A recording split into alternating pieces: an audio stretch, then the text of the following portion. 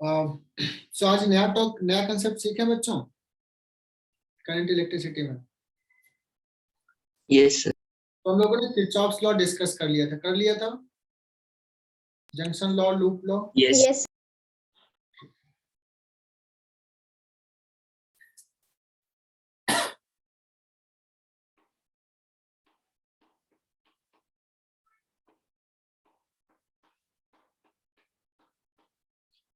तो नेक्स्ट हम लोग डिस्कस करने वाले हैं ग्रुपिंग ऑफ सेल्स। बहुत सारे सेल को अगर ज्वाइन कर दिया सर्किट में, तो वो अगर एक सेल जैसा बिहेव कर रहा है तो उसका इक्विवेलेंट ईएमएफ क्या होगा, इक्विवेलेंट रेजिस्टेंस क्या होगा। यस ओम, कुछ पूछना चाह रहे हो?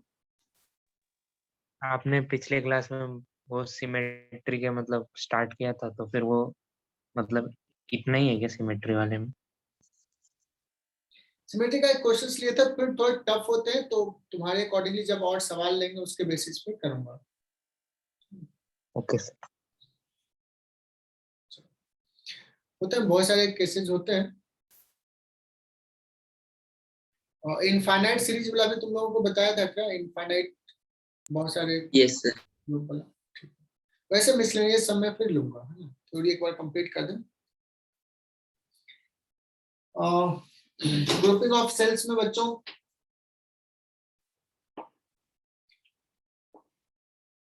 कुछ सेल्स होंगे जो सीरीज में कनेक्टेड होंगे और सेल का एक इंटरनल रेजिस्टेंस होता है, मतलब वो बैटरी के अंदर होता है। और पिछले क्लास में भी अच्छी बड़ा में एक आध सम था जो हमने किया था। So exactly this is the whole cell, this is the terminal, but दिखाने के लिए मैं इसको बाहर ऐसे दिखाता हूँ। Okay, so internal resistance suppose R1 है और सेल का ईएमएफ है E1। एक और सेल कनेक्टेड है,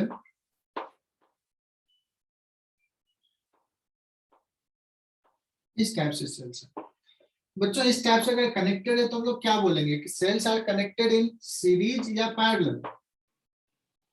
सीरीज। सीरीज में कनेक्शन होगा, बिकॉज सारे जो सर्किट में होंगे वो क्या होगा, करंट सेम होगा, है ना। तो अगर पूछा जाए इसके बीच में इक्विवेलेंट ईएमएफ कितना है और इक्विवेलेंट रेजिस्टेंस का कितना है, इंटरनल रेजिस्टेंस, दैट मींस इसको अगर हम एक सेल जैसा बिहेव करें तो उसका ईएमएफ क्या होगा और उसका इंटरनल रेजिस्टेंस क्या होगा। ओके, सो इसके लिए क्या करो बच्चों, अपने मन से एक ना रजिस्टर कनेक्ट कर दो इस दो पॉइंट के बीच में,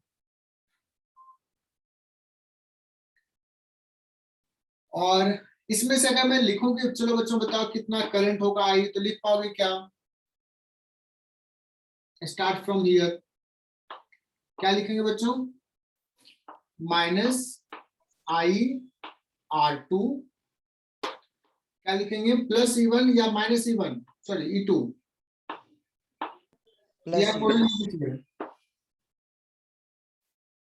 ठीक है ना। यहां से यहां माइनस IR1, यहां से यहां minus plus E1 minus IR that is equal to 0। यहां पहुंच गया, ठीक है।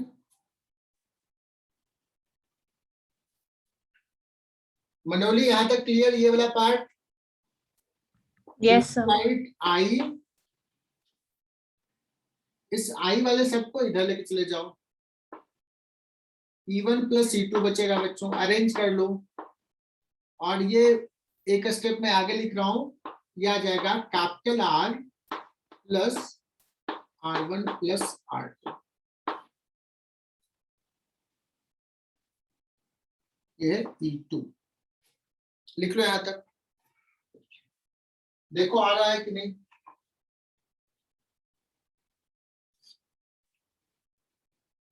सर वापस एक्सप्लेन कर सकते हैं?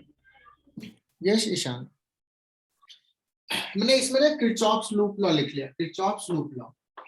Let's current is I. As is that.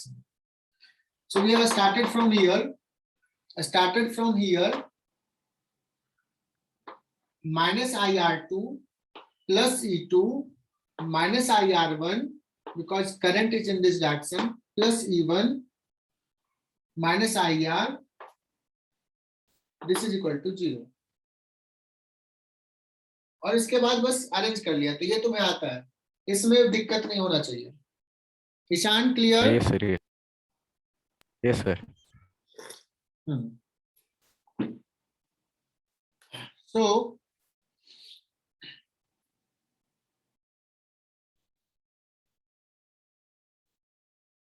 अब कहोगे सर इसके जगह पे अगर एक सेल लगा है, एक सेल, तो उसका रेजिस्टेंस क्या होना चाहिए, उसका ईएमएफ क्या होना चाहिए?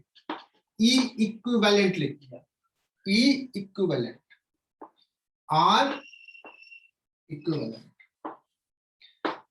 और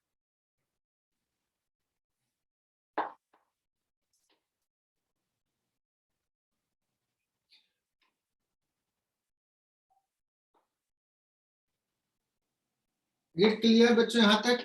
इसको अगर एक सेल से रिप्लेस करें तो इक्विवेलेंट सेल ऐसा होगा. And what is the current in this case?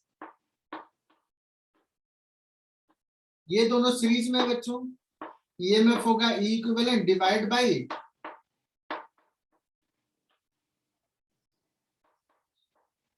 देखो इसका ये इक्विवेलेंट होने का मतलब इसमें करंट और इसमें करंट सेम है.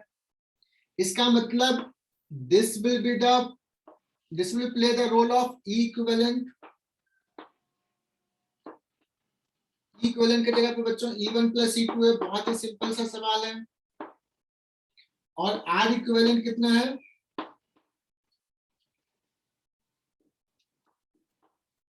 इसके जगह पे क्या है बच्चों? R1 plus. क्या ये कंसेप्ट क्लियर? Yes, sir. देखते हैं बच्चों, अगर सही में क्लियर होगा तो देखो ये आंसर एकदम सही से बताओगे, है ना? सवाल दे रहा हूं बच्चों. This is first cell having equivalent EMF 3E0. Internal resistance suppose 2R. And there is a second cell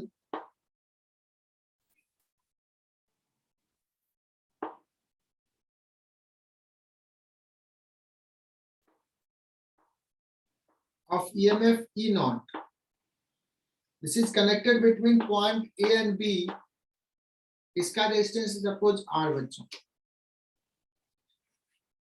So A और B पॉइंट के बीच में कितना इक्विवेलेंट EMF है? ये दोनों सेल का कॉम्बिनेशन. देखते हैं कौन बच्चा सही बताता है और R इक्विवेलेंट क्या होगा. ऑप्शन देता हूं बच्चों. A option 4E0, B option 3E0, C option 2E0, D option E0. Which option is correct?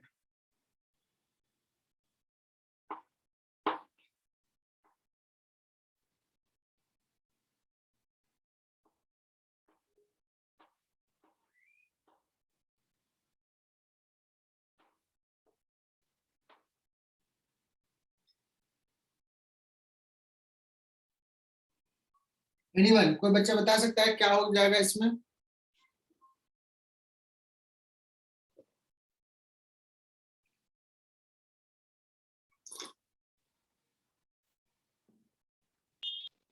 Sir मेरा एक डाउट है. यस मेरा बोलो.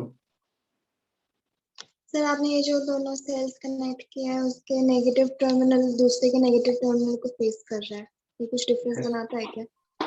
यस ये रहेगा ना, रोल प्ले करेगा ना ये, इसलिए तो मैंने ये दिया था सवाल. और फर्स्ट का सी और सेकंड का सी. यस सर, तो फिर मेरा भी यही आंसर है. हाँ, क्योंकि यही तो मैंने समझने की, यही तो समझदारी है। देखो मैंने जब यहाँ पे लिख रहे थे तो क्या लिख रहे थे, यहाँ से यहाँ हो गए, क्या लिखा था, प्लस C2 प्लस C1। अगर इसका उल्टा रहेगा तो साइन चेंज करेंगे। दैट्स व्हाई मैंने एक्सप्लेन करते समय बताया, दोबारा बताया। तो बच्चों इसका पोलैरिटी उल्टा है तो ये इफेक्ट करेगा। ये +3E0 और ये -E0, तो इसका आंसर हो जाएगा फर्स्ट का C। बट करंट का तो डायरेक्शन एक ही रहेगा ना, तो करंट क्या हो जाएगा, ऐड हो जाएगा बच्चों। तो कौन सा हो जाएगा इसका R इक्विवेलेंट का, लिखोगे you will find 3R, 2R + R add हो जाएगा। इसमें 2R नहीं होगा, 2R - R नहीं होगा इसमें। क्लियर? सर आप एक बार किरचॉफ यस सर आप एक बार किरचॉफ लॉ से बता सकते हो, मतलब मैं उससे ट्राई कर रहा हूँ लेकिन आंसर नहीं आया। यस, किरचॉफ्स लॉ से ही लिखेंगे, वही है। देखो देखो इसको अगर मैंने ऐसे करके क्या किया था, एक रेजिस्टर जोड़ दिया, मान लो करंट है इधर I, okay.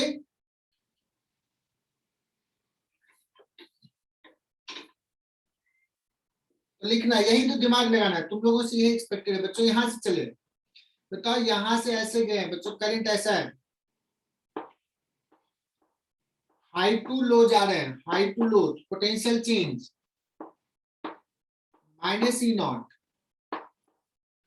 -IR -I × 2R +3E0, ये R है, -IR that is equal to 0. Is it clear? 2E0 is equal to I into capital R plus 3R. So I is equal to 2E0 divided by ओम मिश्रा, क्या ये clear हुआ? This is हाँ, sir. the role of E equivalent and this is R equivalent.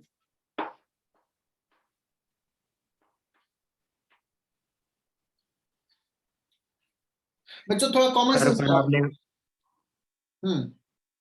हाँ पर बोलो। Sir आपने वो capital मतलब दूसरा रजिस्टर क्यों लगाया?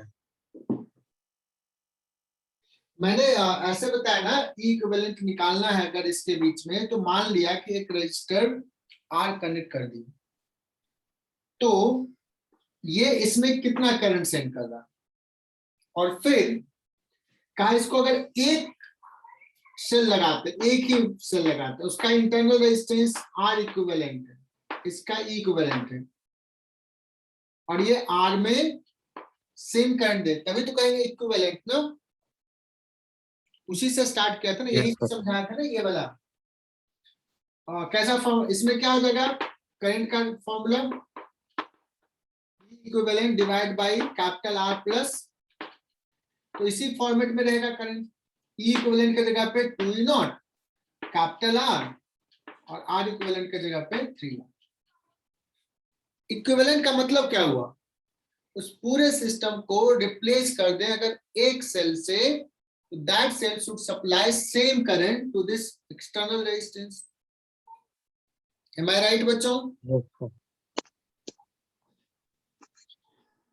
चलो, तो मुझे लगता है कि तुम लोग थोड़ा सा समझ ही लिए होगे और आंसर्स कर दोगे। कितने बच्चे हैं? सिर्फ 29, 33 बच्चे, 34 बच्चे लगता है इस बैच में है।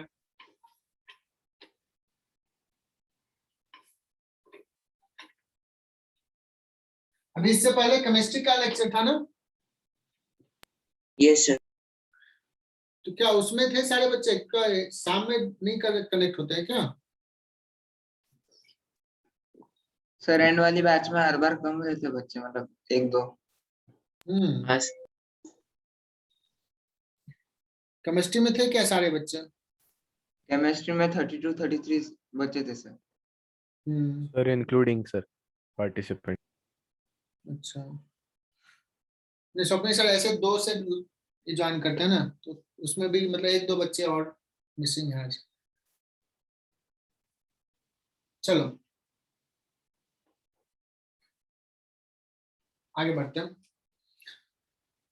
लेकिन क्लास मिस नहीं किया करो तुम लोग।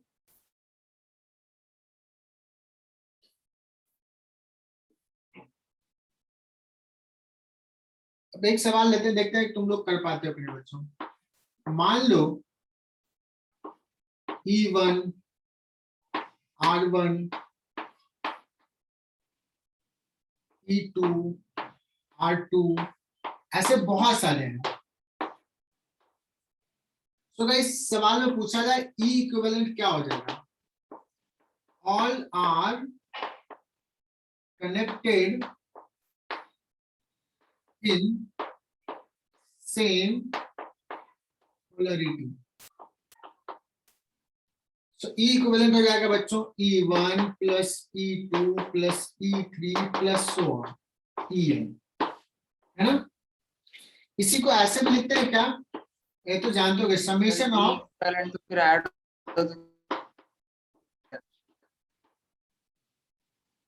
और R इक्विवेलेंट भी क्या हो जाएगा? सिंपल सा ये R1 plus R2 plus R3 plus so on. Sir आपकी आवाज कट रही है बहुत। वीडियो भी हैंग हो रहा है। एक सेकेंड गलती, net connected.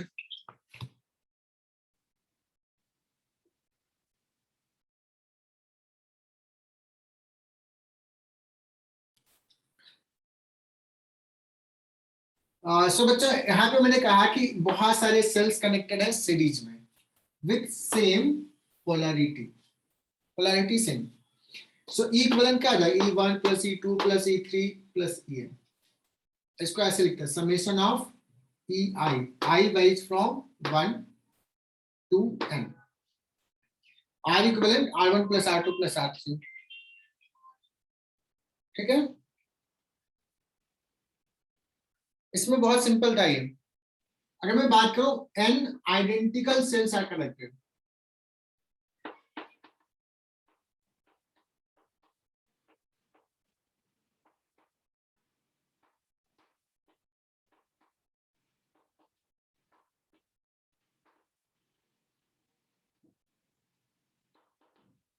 in same polarity।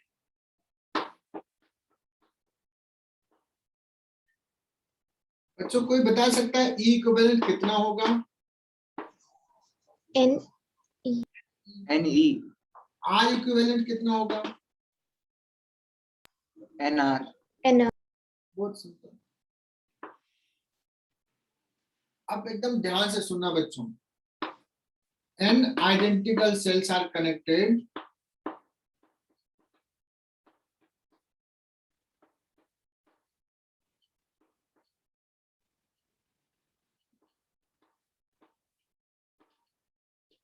in series in which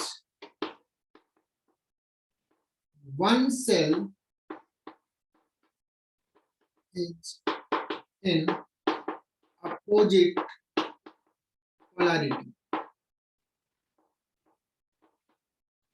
एक सेल अपोजिट पोलैरिटी का है ना, लाइक मैं ऐसे दिखा दूं,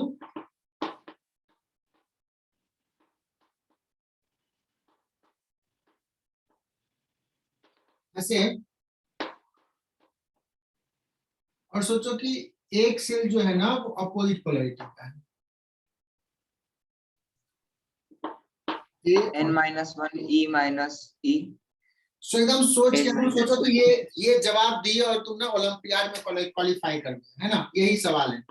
तो E इक्विवेलेंट जो है बच्चों, n आइडेंटिकल सेल्स है, E इक्विवेलेंट क्या होगा और R इक्विवेलेंट क्या होगा, ठीक है? n-1 into E। तो मैं इसके लिए E इक्विवेलेंट के लिए मैं ऑप्शन दे रहा हूं, NE, n-1E, B option, C option बच्चों n-2E, और D ऑप्शन n-2E। और R इक्विवेलेंट में बच्चों वही रहेगा NR, n-1R, B option, C option n-2R, और डी ऑप्शन n-4r। देखते हैं कौन बच्चा सही बताता है। बच्चों बताओ कौन सर सा फर्स्ट का सी रहेगा और बी का ए रहेगा, फर्स्ट ए का सी और बी का और सेकंड का ए। ए। सारे बच्चे एग्री कर रहे हो? नहीं आया समझ में। नहीं यार कोई बात नहीं, थोड़ा सा दिमाग लगाना है, कर लोगे, मुझे पता है तुम लोग कर लोगे, थोड़ा सा कॉन्फिडेंस लाओ, कर लोगे बच्चों।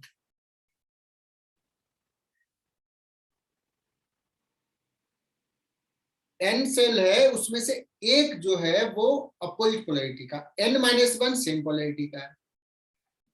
तो देखो बच्चों, ये अगर अपोजिट पोलैरिटी का है तो इसके जगह पे लिखेंगे -c और इसके जगह पे +c, सबके जगह पे +c। तो ये -c और ये प्लस, ये दोनों मिला के क्या करेगा? Minus. Zero, yes sir. -c +c। एक उल्टा हो गया तो इसके साथ एक और मिलकर के 0 कर देगा, ये दो मिला के 0 हो गया। अब सारे बचा कितना? n-2। तो कितना हो जाएगा बताओ? n-2 into e। n-2 into e। तो जनरली कॉमन मिस्टेक क्या होता है, बच्चे सोचते हैं n-1। क्या होता है बच्चों कि सपोज कि हमारे क्लास में 30 बच्चे हैं, अभी 30-31 में फ्लक्चुएट कर रहे हैं। अब एक बच्चे को मूवी देखने का मन किया, मानस को मन किया कि यार चलते हैं मूवी देखने, तो अकेले कौन जाता है? मंदार पढ़ने वाला है, उसको भी बोला कि माना यार चलो यार देख लेते हैं। तो क्लास में कितने बच्चे एब्सेंट हो जाएंगे? मानस को भी पकड़ के लेके गए, 2 बच्चे। जस्ट ऐसे मजाक कर रहा हूँ बच्चों। अगर एक -c है तो उसके साथ एक और जाएगा, इफेक्टिवली 2 सेल्स कम हो गए बच्चों। आई होप कि तुम सारे ब्रिलियंट बच्चे हो, समझ में आ गया होगा, सी इज द करेक्ट आंसर। बोलो Yes, sir. ओम भाई। यस हाँ सर समझा। और आर इक्विवेलेंट क्या होगा? सर वो सेम रहेगा। वो सेम रहेगा, क्योंकि डैश सब में तो -ir ही रहेगा, उससे तो फर्क नहीं पड़ेगा। ओके बच्चों, अगर मान लो सवाल कह रहे कि n identical cells are connected in series in which m which is less than n/2 है ना, n/2 से कम है, उसके हाफ से कम है, in which m cells are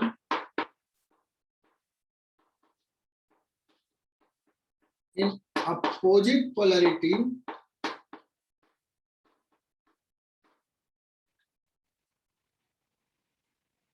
so in this case what will be equivalent? बताओ, टोटल m cells है, n-1 into e होगा बच्चों या n-2m into e होगा? n-2m into e। 2m बच्चों, एक सेल एक और सेल को साथ में ले जाएगा। सर वो क्या इन which m in sir bracket 2m क्यों हुआ? In which m cells are, in which m which is less than n/2, मतलब सपोज 20 है n, ओके ओके m जो ले रहा है 20 के हाफ, 10 से कम है, मतलब 5 cell, 6 cell, 2 cells, m which is in which m less than n/2 है, cells are in opposite polarity। क्योंकि अभी अभी बताया ना बच्चों कि अगर सपोज एक सेल अपोजिट पोलैरिटी का है तो एक -e आएगा, एक +e, दोनों मिला करके 0 हो जाएगा। तो हर -e एक +e को साथ में ले जाएगा, 0 करेगा नहीं? Sir, अगर m greater than n/2 होगा तो कोई दिक्कत नहीं, तो क्या हो जाएगा, जो हम प्लस लिखा है वो उल्टा टाइप का हो जाएगा, कोई दिक्कत नहीं उससे। जैसे मैं कहूं ऐसे बताता हूं कि 10 सेल है, 20 सेल लिया मैंने, है ना, तो कोई कहेगा 8 सेल सपोज इस टाइप की पोलैरिटी का है, 8 इस टाइप का और 12 जो है इस टाइप का है। तो आइदर मैं Yes, yes, समझ गई। अपोजिट पोलैरिटी का हूँ या 8 अपोजिट पोलैरिटी का हूँ। तो अगर मान लो ऐसे में देखोगे तो नेट किधर होने वाला है, इधर होने वाला है, तो स्मॉलर को कहेंगे अपोजिट पोलैरिटी, है ना। Yes, sir. तो जनरली इसलिए मैंने कहा Yes, sir. अपोजिट पोलैरिटी नहीं है।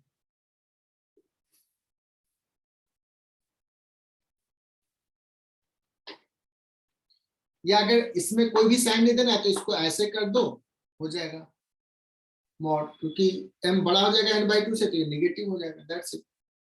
चलो बस मेरा वो क्लियर हो गया, उसके बातों से मुझे समझ में आ गया। सर एन आइडेंटिकल सेल्स में वो अपोजिट पोलैरिटी वाला सेल भी इंक्लूड होएगा ना? हाँ, टोटल सेल्स जो है n है, आइडेंटिकल मतलब उसका EMF E, R equivalent R। अब उसको ऐसे कनेक्ट करो चाहे ऐसे कनेक्ट करो।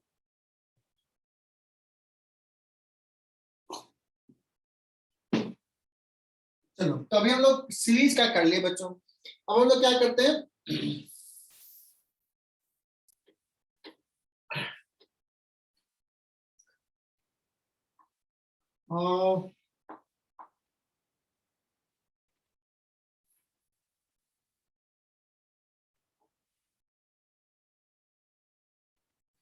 सोचो एक सर्कल पे ऐसे सेल्स कनेक्टेड, देखते हैं तुम लोग कर पाते हो।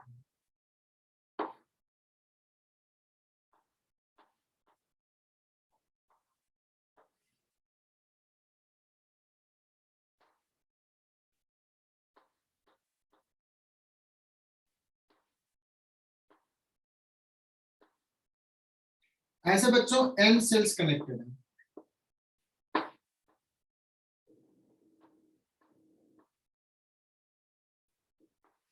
सेम पोलैरिटी,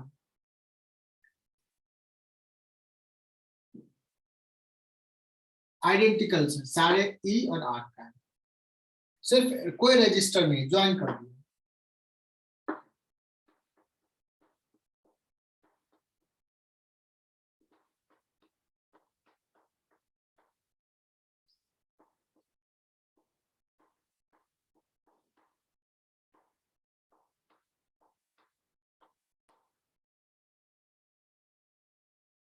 अच्छा मैं पूछूं इस सर्किट में कितना करंट होगा, how much current will be?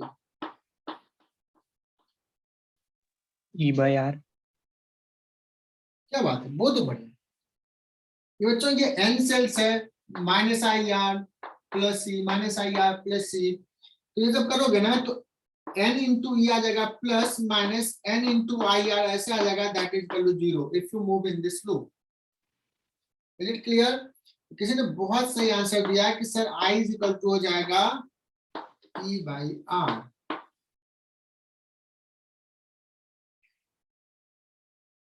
अगर मैं बच्चों पूछूं यहाँ पे what is potential difference across terminal of any one cell, बहुत इंपॉर्टेंट सवाल बच्चों, NSCP के लिए, KVPY के लिए, potential difference across terminals of any one cell. Okay sir बहुत ही सिंपल सा है, मैं यहां से चलूंगा, पोटेंशियल चेंज कितना लिखूंगा, -IR, फिर क्या लिखूंगा बच्चों, प्लस E, कितना हो जाएगा पोटेंशियल डिफरेंस, है ना। अब देखो I का जगह पे वैल्यू पुट कर देंगे E/R, क्या आ रहा है आंसर,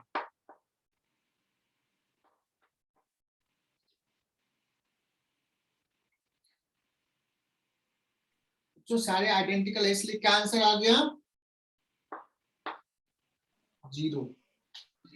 मतलब किसी भी टर्मिनल के क्रॉस पोटेंशियल लिखोगे तो वो 0 हो जाएगा, क्योंकि पोटेंशियल डिफरेंस हो जाएगा EMF और ये IR दोनों मिला के, I कितना है E/R। Is it clear? Sir अगर पोटेंशियल डिफरेंस नहीं होगा तो करंट कैसे क्या फ्लो करेगा?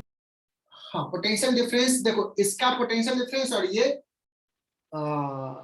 रजिस्टर है जो इंटरनल रेजिस्टेंस ये है ना, देखो जैसे एक सेल होता है ना, यहाँ देखना, अब सेल में अगर मैं बात करूं ऐसे, ऐसे पोटेंशियल डिफरेंस है अभी, और इसको वायर से कनेक्ट कर दिया, कंडक्टिंग वायर से, तो क्या हो जाएगा, इससे करंट आएगा, कितना करंट होगा, ये रेजिस्टेंस और ये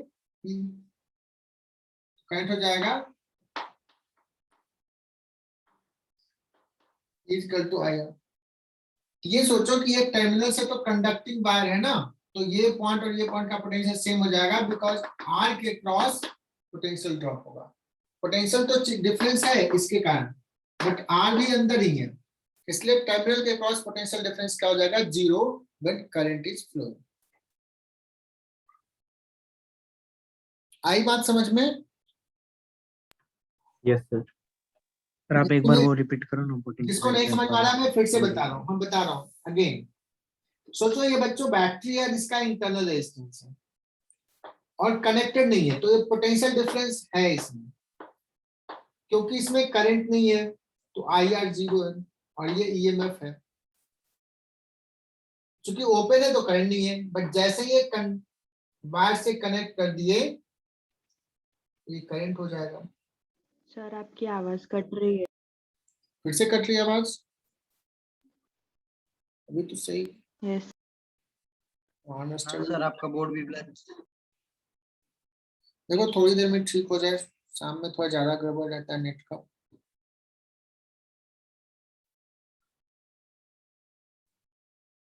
सर अभी भी ब्लरी है।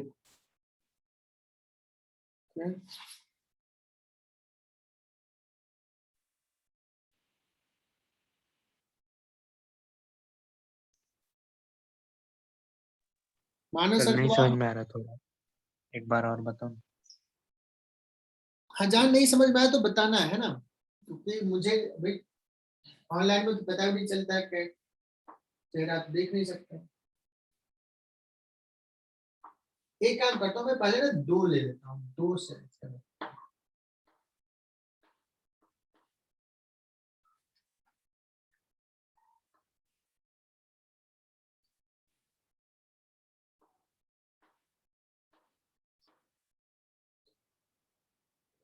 तो मैं कहूँ कि अगर इसमें आई करंट है, सो इससे और इससे कितना करंट होगा, ये आइडेंटिकल है। Are you comfortable to tell me that sir कि आई बाई 2 होगा और इससे भी आई बाई 2 होगा? Yes sir. Yes sir. Yes. बस यही तो बता रहा था। तो यहाँ पे कितने हैं बच्चों, 1 2 3 4 n है। तो अगर इसमें आई है तो एक सेल से कितना ज्यादा होगा, आई बाय 4। n ले लिया है, n आई अपॉन n 5 है तो आई बाई 5, 10 है तो आई बाई 10, क्योंकि सबसे इक्वल इक्वल आ रहा है ना। अगर मैं कहूँ कि तुम्हारे क्लास का स्ट्रेंथ है सपोज 30 और सपोज कुछ मनी कलेक्ट करना था, सबने इक्वल इक्वल सबको देना। हमारे पास 3000 रुपीज आया सपोज, मैं पूछूं एक बच्चे ने कितना दिया, आई अपॉन 30। ओम अभी क्लियर, बता दो हाँ। ओम की आवाज Yes, sir. में। चलो अब क्या करते हैं, मुझे ना ये आई निकालना है, मैं किरचॉफ्स लूप लॉ लगाता हूं, मैं एक लूप में घूमता हूं ऐसे ऐसे। Let's start from here, current के डायरेक्शन जा रहे हैं माइनस आई यहाँ, उसके बाद बच्चों यहां से ऐसे आ रहा है, यहां जा रहा है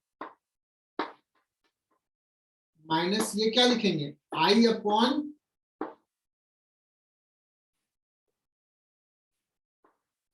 एन, इसमें करंट आई अपॉन एन है, और यहां से आ गया।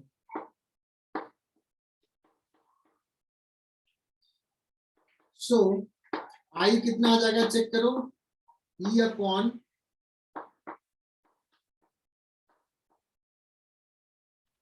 अगर इसको एक सेल कनेक्ट करते बच्चों, एक सेल जैसा ट्रीट करता तो इक्विवेलेंट के जगह पे ये होता और आर इक्विवेलेंट के जगह पे ये होगा। सो क्या आप बता सकते हैं कि ई इक्विवेलेंट कितना हो जाएगा, इक्विवेलेंट विल रिमेन सेम और आर इक्विवेलेंट कितना हो जाएगा बाई एन। बोलो बच्चों। Yes sir. तो ये पैरेलल का सिंपल सा केस हो गया।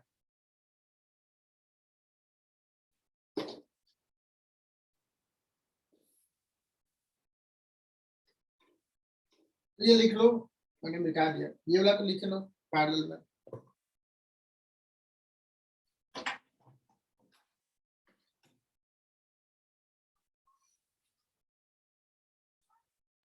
पर वो ई इक्विवेलेंट क्या आएगा?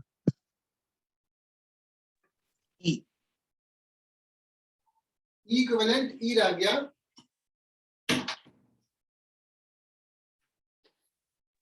पर वो क्यों हुआ ई? देखो ना एक्सप्रेशन है ना, I is equal to E upon R plus R by N. तो यहाँ पे ई इक्विवेलेंट होता था, उसके जगह पे ई आया, फिर कैपिटल आर होता था प्लस आर इक्विवेलेंट की जगह पे आर बाई एन। पर सर हमने पैरेलल में कनेक्ट किया ना, तो फिर वो तो कम होगा ना। तो करंट पैरेलल के कारण ही करंट लिखा ना, ये लिखा ना, इतना डिराइव किया ना, आई इज इक्वल टू ये फॉर्मूला तो क्लियर है।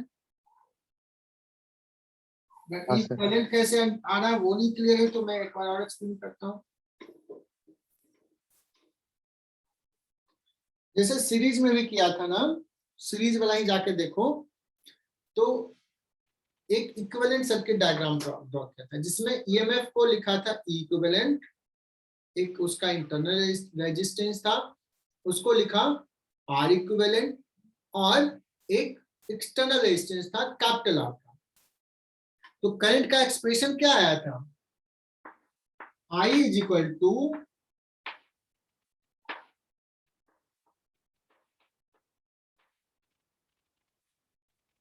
ऐसा आया था। सो अभी जो हमने पैरेलल में जो फाइनल करंट निकाला उसमें यहाँ पे ई था और यहाँ पे आर बाई एन था। बोलो। हाँ सर समझा। सिंपल है, डोंट वरी। जहां थोड़ा मुश्किल रहेगा मैं खुद ब खुद दूसरी बार बताऊंगा। This is simple.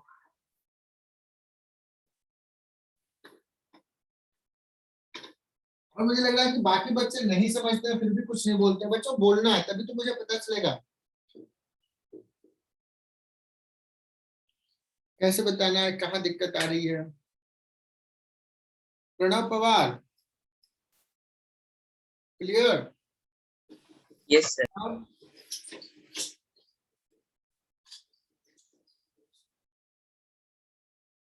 बच्चों मैं डायरेक्ट फॉर्मूला लिख दूं जनरल केस का या प्रूफ करूं? बताओ, तुम ही लोग बताओ।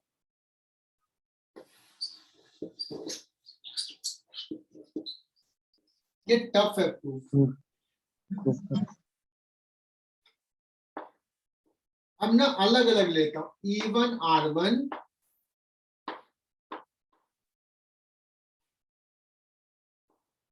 E2 R2 और इसका इक्विवेलेंट निकालना बच्चों।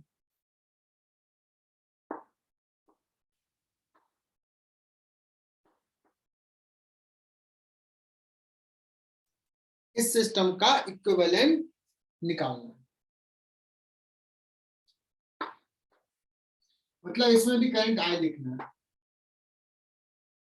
अब तो हम लोग ये नहीं कह सकते कि इसमें I/2 जाएगा, इसमें I/2 जाएगा। इसमें सपोज करंट है I1 और इसमें करंट हो जाएगा I2, या कह सकते हैं I-I। ओके बच्चों,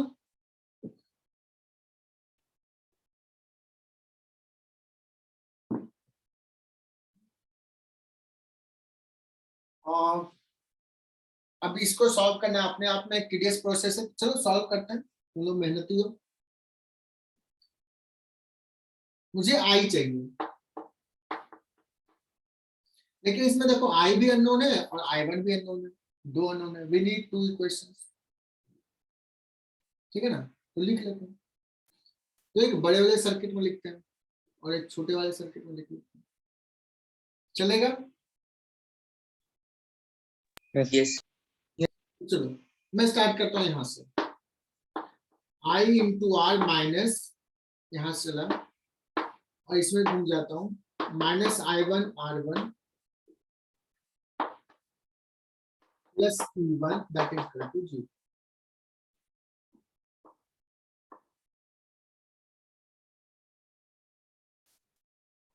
So E1 is equal to IR plus I1 R1। बच्चों मुझे I1 नहीं चाहिए, मुझे तो I चाहिए। फर्स्ट इक्वेशन,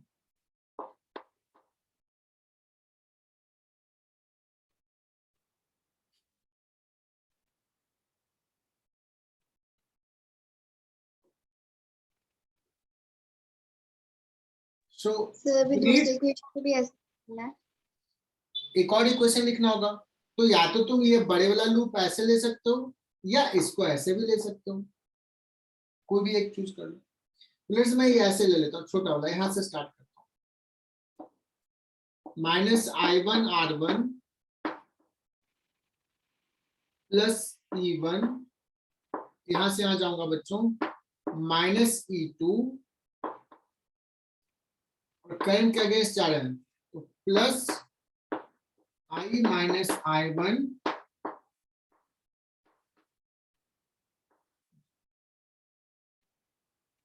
ठीक है। सो यहां से I1 वाले को एक साथ ले लेते हैं, I1 R1 plus R2, I1 R1 इधर लेके चले गए, this is equal to E1 minus E2 plus IR। लिख लिया? सर वो Yes, sir. माइनस I1 होना चाहिए ना। Yes sir. कहाँ माइनस होना चाहिए? Sir minus I1 R1 plus R2। नहीं सर, हाँ minus I1 R1 minus I2 R2, तो इसको उसको राइट साइड को लेकर। Okay okay sir. ठीक है ना। सो I1 तुम्हारा आ गया E1 minus E2 on R1 plus R2 plus I R2 divide by R1 plus. तो बच्चों ये थोड़ा कॉम्प्लिकेटेड है, सो थोड़ा पेशेंस रखना। यहाँ पे आ जाते हैं बच्चों, हमें तो I निकालना था, E1 is equal to IR plus I1 के जगह पे बच्चों ये पूरा लिख लेते हैं, E1 माइनस E2 अपॉन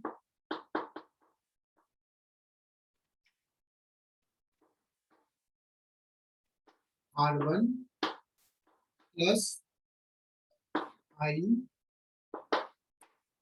ये बस लिख रहा हूँ बच्चों, तुम लोग भी साथ साथ लिखते जाओ, अरेंज कर रहा हूँ सब। इसको ना इधर लेके आ जाता है,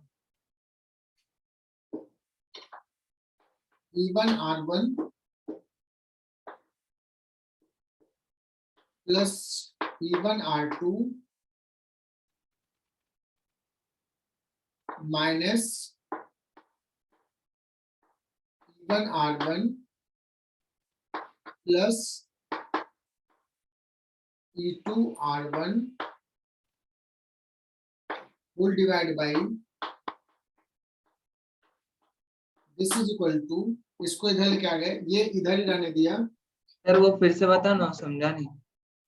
ये इसमें कुछ भी नहीं किया एक्स्ट्रा, एक बार बस लिखते चले जाओ, समझ में आ जाएगा। बस अरेंज कर रहा हूं बच्चों, नथिंग एक्स्ट्रा।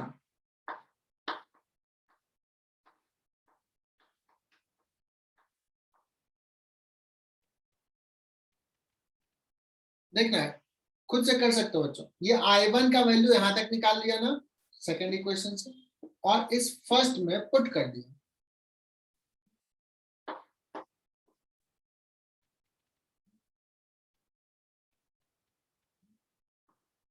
सर वो जो E1 R1 plus E1 R2 वो वाला स्टेप एक बार आप सॉल्व कर सकते हो? हाँ बताओ। Replace I1 from 2 in equation 1.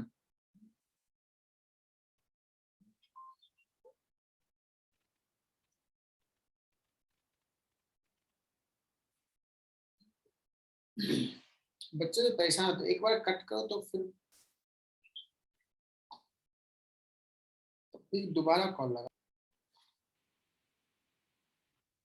चलो, और कहाँ दिक्कत आ रही है किसी को बोलो। E1 इक्वल टू IR ये प्लस I1 के जगह पे ये पूरा टर्म प्लेस कर दिया बच्चों, R1 और यहाँ भी R1 मल्टीप्लाई किया, ठीक है। This is equal to, this implies, अब मैं ऊपर वाला पार्ट मिटा के लिख रहा हूं। बच्चों परेशान भी नहीं होना है इसमें ज्यादा।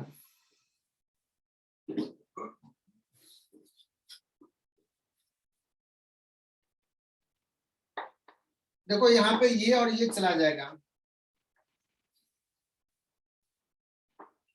E1 upon sorry E1 R1 plus E2 R2, sorry E2 R2 नहीं, E2 R1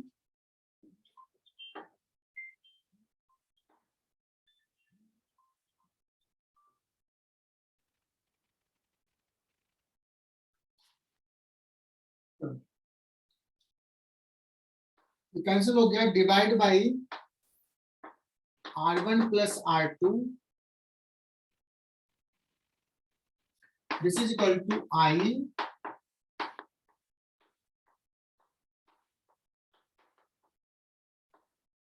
तो देखना बच्चों यहाँ पे थोड़ा सा भी समझने में तुम्हें दिक्कत हो सकती है, बट क्रिस्टल क्लियर कंसेप्ट भी यहाँ पे होगा।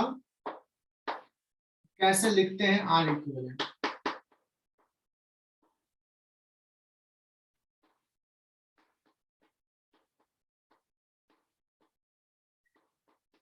लेकिन ये जो पढ़ा रहा हूँ बहुत इंपॉर्टेंट चीज नहीं है।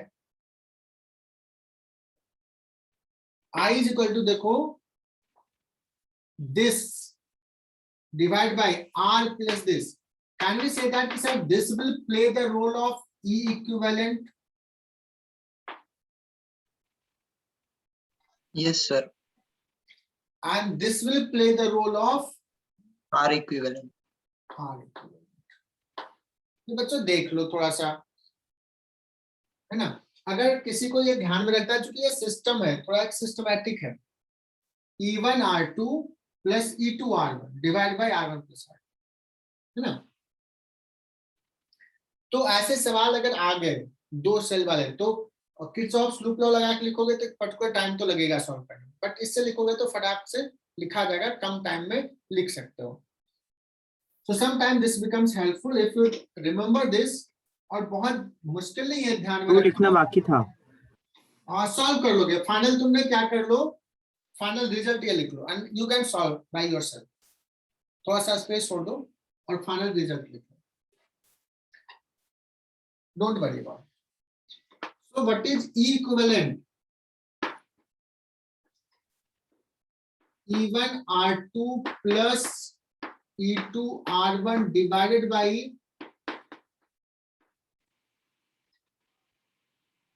ठीक है ना। हालांकि इसको ना थोड़ा और सिंपल फॉर्मेट में लिखने की कोशिश करते हैं। देखना बच्चों,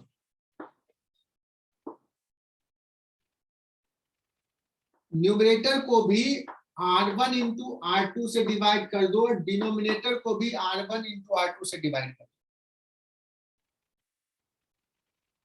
ये फॉर्मूला ठीक है, बट इसको और थोड़ा सा सिमेट्रिक फॉर्म में लिखना है, सिमेट्रिक फॉर्म।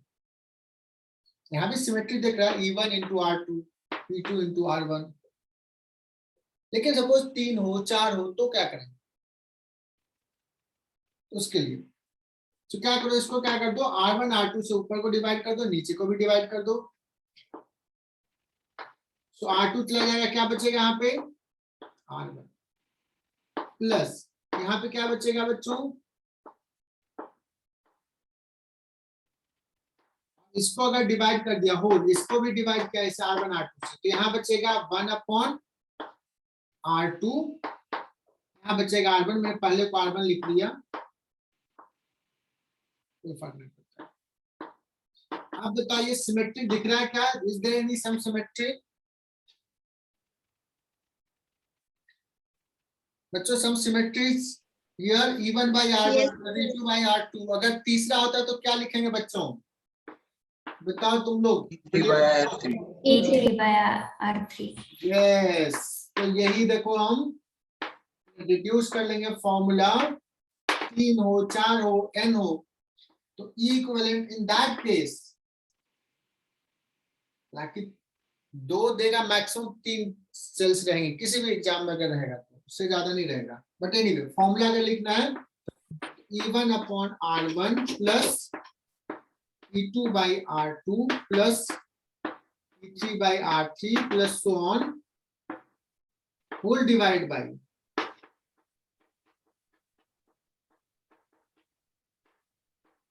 ठीक है ना। और R इक्विवेलेंट तो देखो ये सिंपल सा पैरेलल जैसा है ना, सो 1 by R इक्विवेलेंट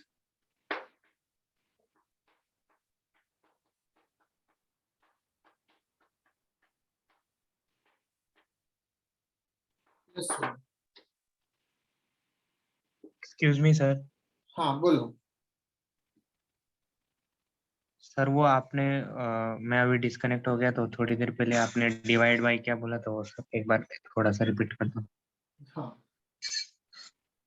ये जो E इक्विवेलेंट का फॉर्मूला ये है ना, ये वाला फॉर्मूला होम, तो न्यूमरेटर को भी देखो ये थोड़ा सिमेट्री लैक कर रहा है, E1 के साथ R2 है, 2 में तो ठीक है चल रहा है, पर 3-4 होगा तो कैसे लिखेंगे वो थोड़ा मुश्किल लग रहा था। तो मैंने क्या किया, इसको भी R1 into R2 से डिवाइड कर दिया एंड डिनोमिनेटर को भी R1 into R2 से डिवाइड कर दिया। So if you divide by R1 into R2 तो ये R2 चला जाएगा, E1 upon R1 plus E2 upon R2 ऐसा बचेगा, ठीक। यस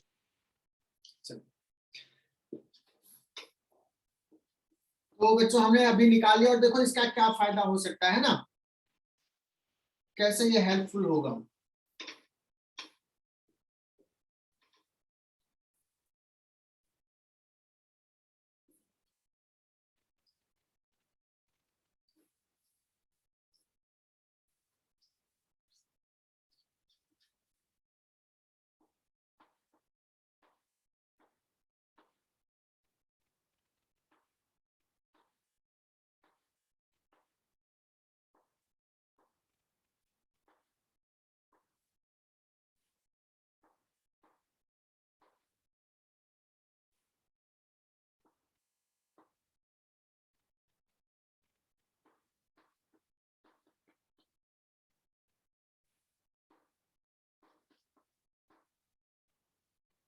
बच्चों ऐसे सवाल दे दिया जाए कि इसमें बताओ करंट कितना होगा, या तो किरचॉफ्स लूप लॉ लिखो, या अगर हमें ये 2 सेल है तो ये वाला फॉर्मूला यूज कर सकते हैं, या ये वाला फॉर्मूला जैसे भी है, इसको सॉल्व करके इसी में ला सकते हैं ना। तो अभी 2 का है तो यही यूज करो, 2 से ज्यादा है तो यही यूज करो, सेम ही चीज है फॉर्मूला, ये दोनों तो सेम ही है। तो इस केस में बताओ बच्चों क्या लिखेंगे, E equivalent 2E into E1 R2 plus E into R whole divide by, is it clear बच्चों? इन दोनों को अगर एक सेल जैसा बिहेव करे तो this will be the equivalent, that is equal to क्या हो जाएगा, 4 1 5 5E by 3 हो जाएगा बच्चों। अगर मैं पूछूं what is R equivalent, what is R equivalent, R1 R2 divided by R1 plus R2, 2R by 3,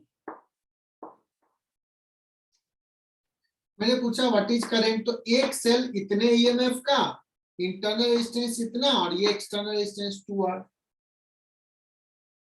तो अगर मैं आई पूछूं व्हाट इज आई, तो कहोगे sir 5E/3 whole divide by कितना, ये और ये सीरीज में 2R/3 2R, नहीं इसका भी तो रहेगा ना 2R, मतलब कैपिटल R प्लस ये equivalent 2R/3 yes sir 2R plus 2R/3। Is it clear? तो इसमें बहुत एफर्ट नहीं लगा, बहुत क्विकली हमने सॉल्व कर लिया। अदरवाइज क्या करना पड़ता है, इससे I1 लिखो, इससे I2 लिखो, या I-I1, then you have to write equations and then you can solve. दोनों आसान है, दोनों तरीके से कर सकते हैं, ठीक ना? Yes sir.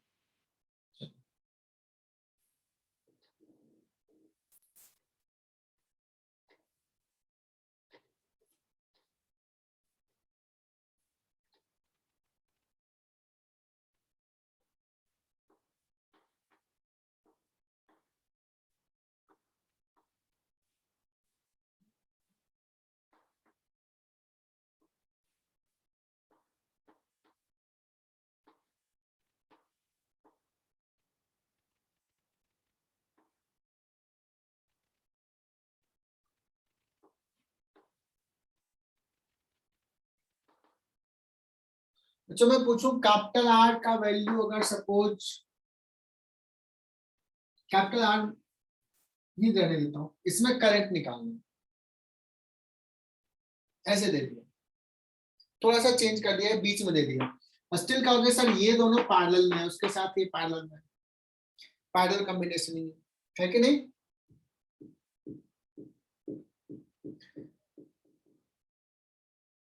तो ये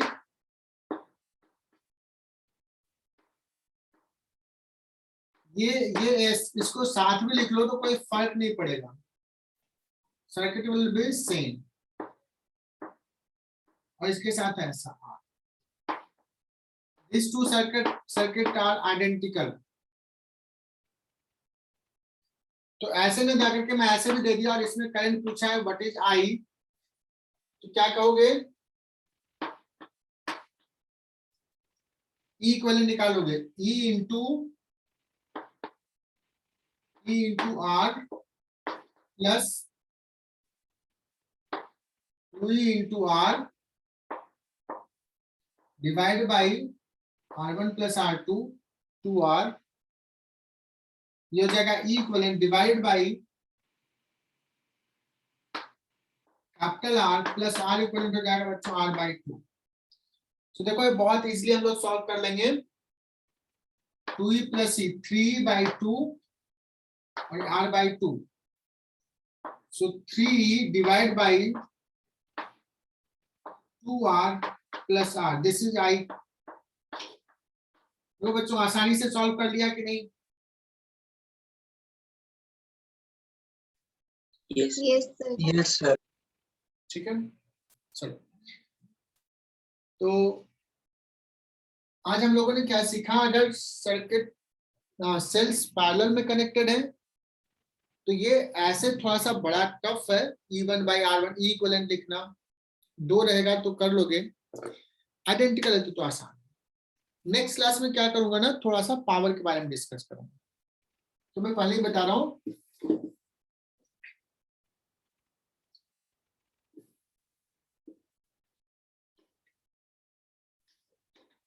So in next lecture, we will give you concept, we will discuss power developed, power supplied by cell, ऐसे लिख देते हैं।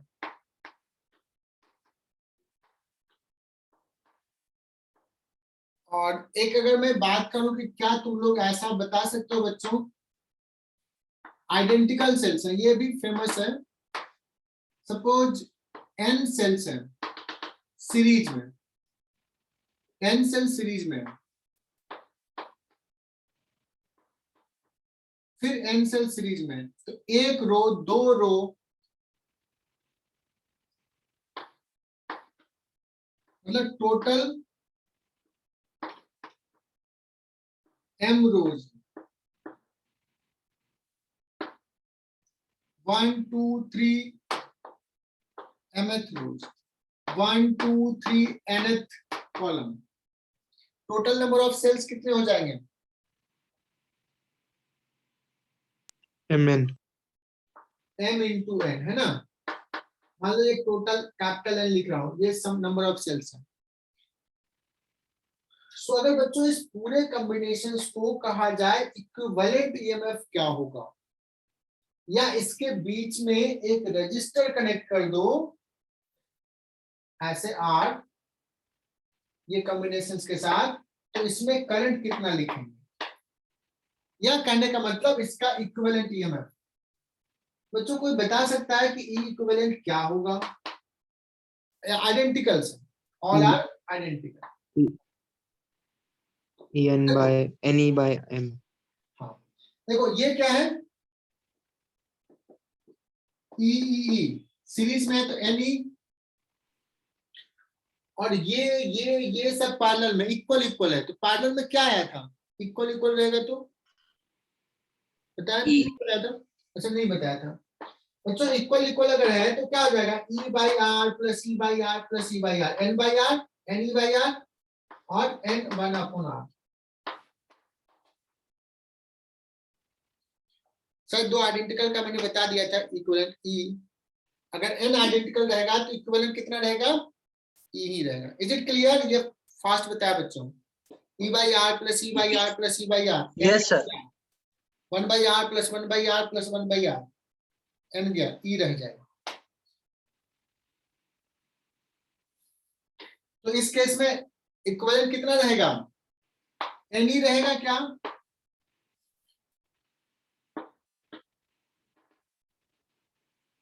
आर इक्विवेलेंट देखते हैं कितने बच्चे बताते हैं आर इक्विवेलेंट।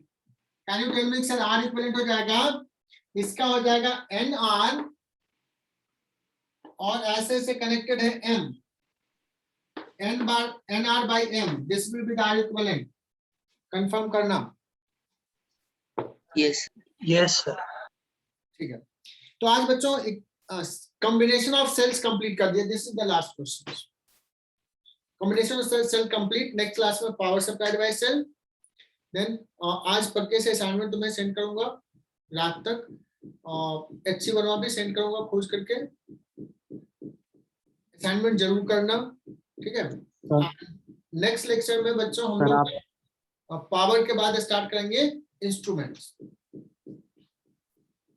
हाँ बोलो कोई। सर आप आज